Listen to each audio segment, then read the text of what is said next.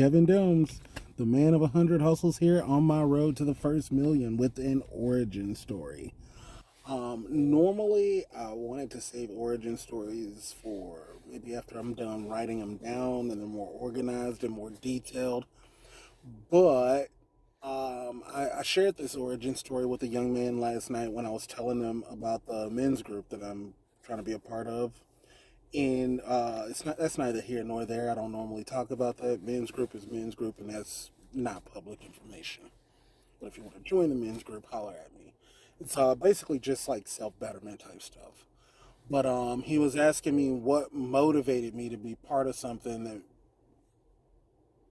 is out to help other men so much, and it was because at this point in time, roughly what 3 years ago ish, I had lost my mother. 6 months later, a 10-year relationship ended, and I was taken away from two children that I raised like my own. I had ballooned up to nearly 300 pounds.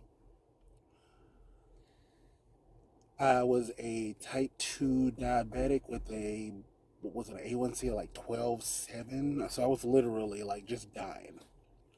And I lived in this house with my family at the time. It was a little 3 bedroom house. And I remember when we got it, we bought the house at a dramatic discount because a guy in it had died.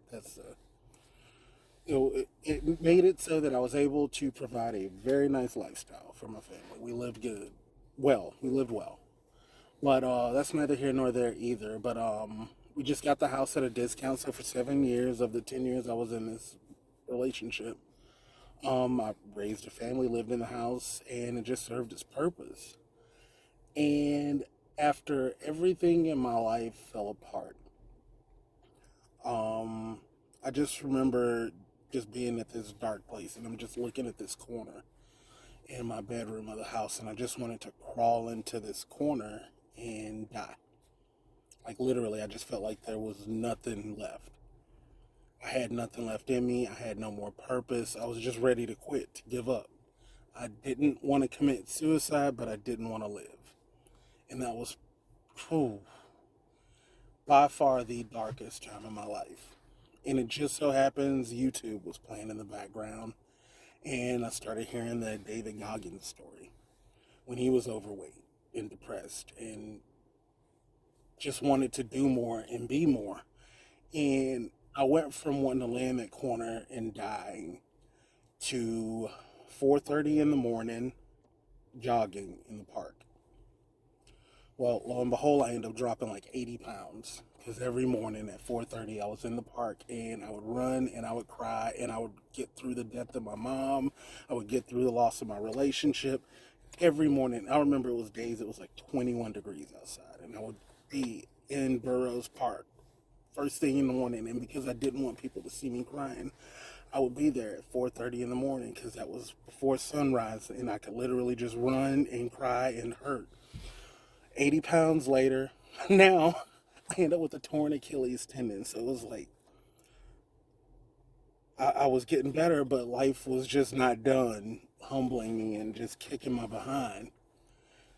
And I said all of that to say, like, I remember at this point, I'm dropping the weight, I'm doing everything I'm doing, I'm getting ready to start, like, figure out my next course, my next path in life. Because at the time, I was only like 41 years old.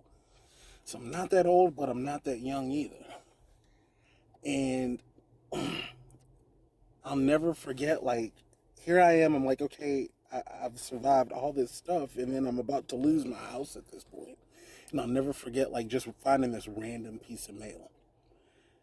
And it never dawned on me in the 7 years that I lived in this house that I had been receiving mail from a guy named Billy Bowlin. And I never put it together that I was getting the dead guy's mail. And I remember buying the house, and we were negotiating with the guy, and he's telling us how this guy, no, he didn't commit suicide, he wasn't murdered, it wasn't anything bad. He just died in the house, and it took almost 2 to 3 weeks before anybody even knew he was dead. And here I am, just feeling like there is no hope, like just hopeless. And I find this piece of mail.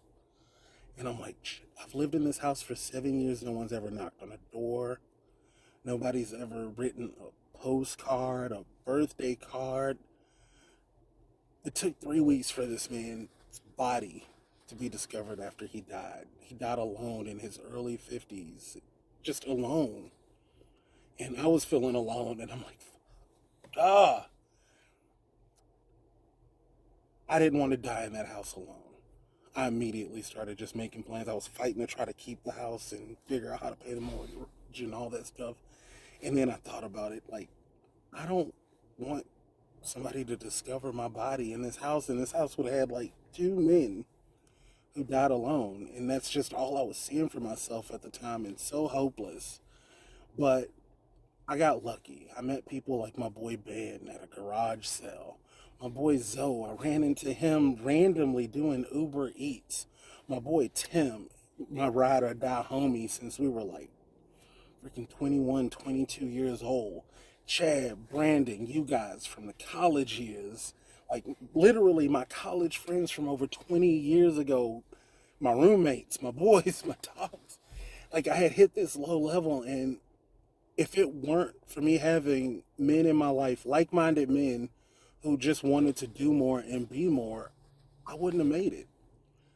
And then I started hearing stories about how many men there are in this world that felt so alone and just didn't have anybody, like killing themselves over bad relationships, loss, just generally like not even knowing who they were anymore. And I don't know, for me, this men's group is just like a safe place, the shelter, just a place for men to come and hide for a little while out of the storms of life and the rain, and just to get out of it for a little while, just a safe place for you to come to be heard, to realize that whatever struggle you might be having, you're not alone. Somebody just willing to listen to you cry, bitch, moan, to give you a little bit of advice, some hope, some encouragement. Uh, I don't know. I feel like I just have a great circle of guys that saved my life when I needed it and reminded me of who I am as a man and as a person. And I just wanted to extend that to other people. I don't know.